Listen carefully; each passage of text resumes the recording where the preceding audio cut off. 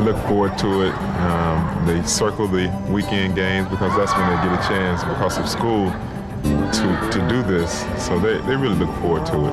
They differ from the regular ball boys, number one, in their age, because if you're going to get hired, you got to be 18 years old. And, you know, I think Rick and Corey are maybe 7 and 9. They've always been real shy, but now they're kind of coming into their own, where they're, you know, being their own person. But it's funny because those guys, usually you'll find them right, one of them in the other's hip pocket, and you cannot separate them. They're brothers, and they stick together. I want to be a policeman because I want to get my brother a ticket. My favorite player is probably Michael Jordan, because I've known him a long time, and he's a real good player too. We go to his old house, but now we're going to start going to his new house.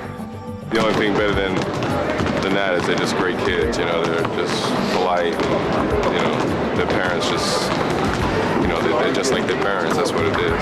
When they first started, they were really, you know, kind of timid and you know, and trying to feel their way around. Like, for instance, rebounding for the guys, they really concentrating on giving them good passes. That's something I stress to those guys. Make sure you give them a good firm pass, try to hit them in their chest.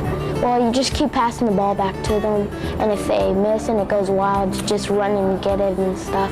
And you kind of have to watch out the ball doesn't hit you on the head. That happens a lot.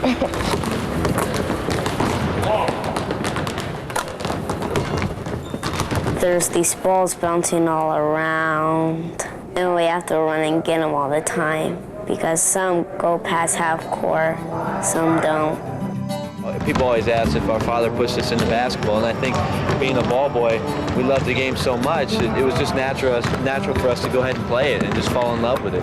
You know, while the team would shoot, we'd be running around playing tag around the arena, and when they get done, we come down and shoot around with the guys, Butch Beard, and Charles Dudley and all those guys, Sonny Parker, and we remember them all. It was a great thrill.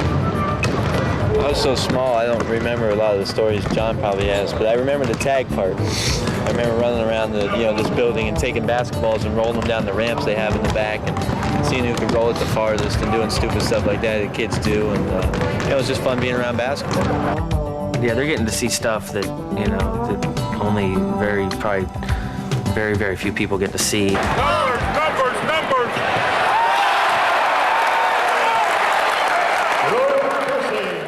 During the game, I just sit next to the bench and pick the players' jackets and stuff up after they throw it on the ground or something, and sometimes collect the towels and stuff. For the first time, number 41, Kevin Willis. The funnest part is I get to fold all the shirts. 3, that's Danielle. Oops. Yeah, they really focus on what they're doing and they concentrate, and I tell Shane to make sure that those guys are into the game, and that's what I tell those guys too. You always concentrate on the game because it's just too much action going on down there. You stay focused. We laugh because it's pretty intense down here on the bench, and they're right in the mix of things, and sometimes they'll come home and they'll say, "Dad, did you hear what that one player said?" I said, "Yeah, I heard it." The boys are usually asleep by the time we hit 580 though. They're pretty exhausted, and which is cool.